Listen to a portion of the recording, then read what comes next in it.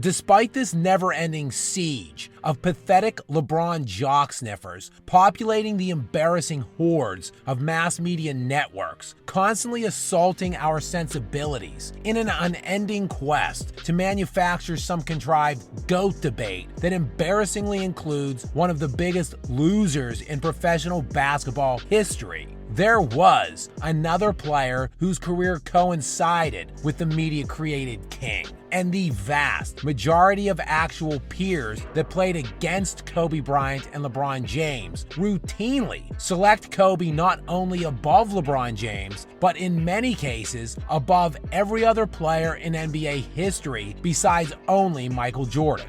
From Kevin Durant. Easy, Kobe. Easy, number 2 ever. Exactly. I don't even want to say number 2. It's like they just up here with man, bro. Like to Bruce Bowen. But I just have Kobe above LeBron in that aspect of things. He should be number 2. And Bill Russell, we know. Magic, we know. And then that Tim Duncan.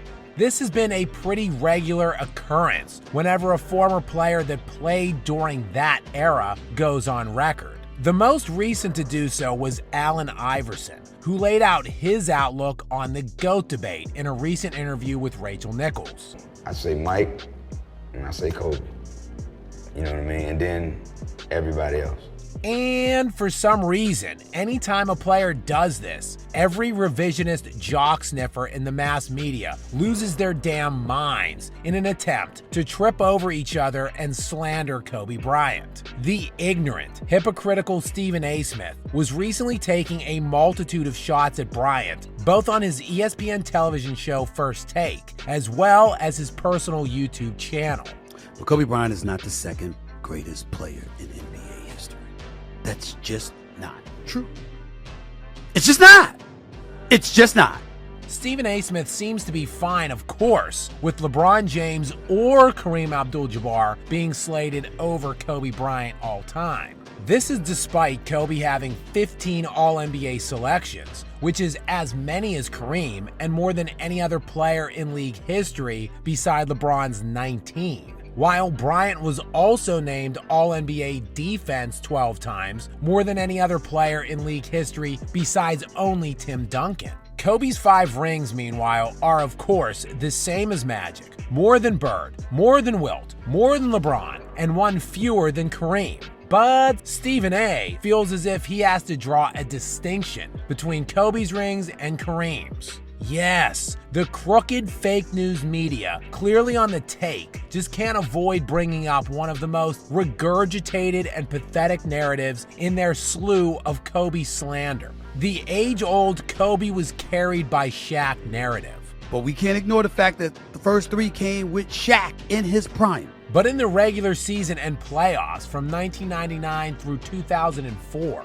Kobe Bryant averaged just 1 point fewer than Shaquille O'Neal. But Kobe also led the Lakers in assists per game during this span of time. And factoring in Kobe's points assisted as well as scored, he accounted for a larger percentage of the Lakers' total offense than Shaquille O'Neal in the playoffs during their 4 finals runs and 3 championship wins, as Kobe scored or assisted on 2,785 of the Lakers' 8,217 total points during LA's 4 finals runs, good for 34% of the offense, while Shaq accounted for only 32% of the total offense over those 4 playoff years. This was while Kobe was all-league defense and leading not just the Lakers but the entire field of NBA players in fourth quarter scoring during the playoffs in all 3 of LA's championship runs in the early 2000s. For the Lakers' 16-game run in the 2001 playoffs, resulting in arguably the best single-season postseason run in NBA history for any team,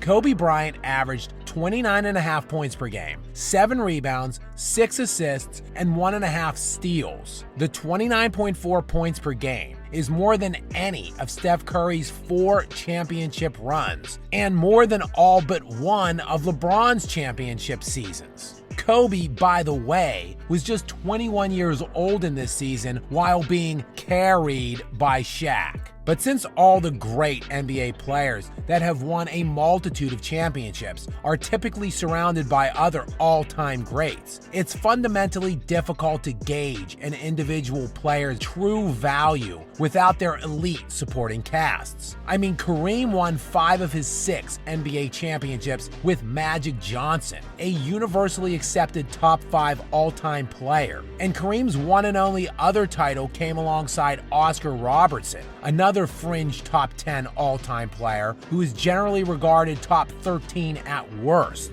While Magic, of course, won all 5 of his alongside Kareem. LeBron, meanwhile, won 2 of his 4 titles with perennial All-Stars and Hall of Famers in Dwayne Wade and Chris Bosh. He then traded them in for 2 more perennial All-Stars and likely Hall of Famers in Kyrie Irving and Kevin Love, before trading them in for Anthony Davis, a top 75 all-time player. Bird, meanwhile, had an assortment of all-time greats and 2 top 75 players for his title runs. Even Jordan had Pippen. If only there was some way to separate these players from the greats they had around them. Oh, you mean like exactly what Kobe Bryant did in the summer of 2004 when Shaquille O'Neal left town? And after 8 seasons, 4 finals appearances, and 3 titles together, the Shaq and Kobe era would come to a resounding conclusion.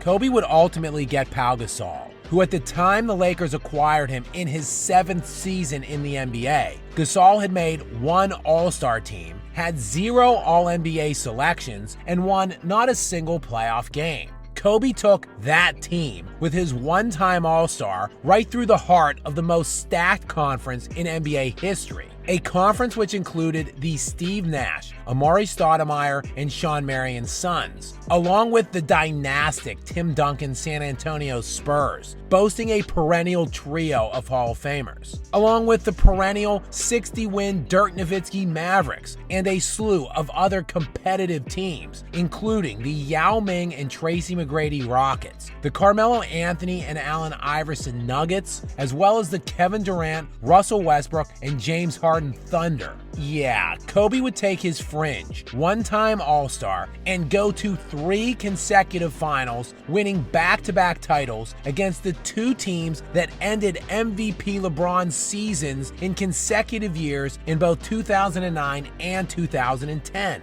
Kobe led the playoffs in scoring those 3 consecutive seasons, a feat duplicated by only 1 player in NBA history, which was predictably Michael Jordan. And Bryant would win back-to-back titles without a single other player on the top 75 list, something that no player has ever matched. Not only are Kobe's 3 title runs with Shaq severely underrated, but he, unlike all of the other all-time greats, proved he could do it without other all-time greats surrounding him. Perhaps it is time to end the slander and admit what all of these other players have been seeing and saying for years. Kobe is above LeBron. And if you were really watching and paying attention during the peak of his prime, it really isn't that hot of a take at all.